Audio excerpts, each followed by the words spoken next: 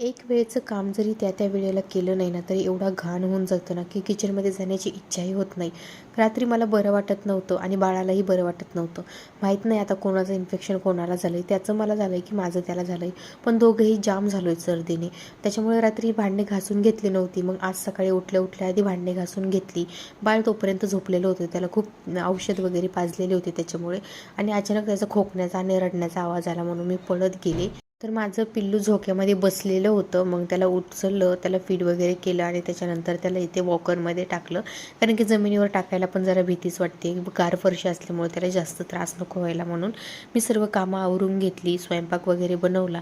चण्याची भाजी बनवली होती. त्याच्यानंतर नाही का जेवण वगैरे केलं आणि मेथी जी होती ती निवडून घेत होते. या पावसाळ्यामुळे मेथी पण खूप खराब यायला लागली आणि दुपारी पिल्लूला बाजरीची पेस्ट दिल्यामुळे त्याला थोडंसं बरं वाटत होतं. बरं म्हणजे जरा जरी खेळत होता, ताप जरा कमी झालेला होता.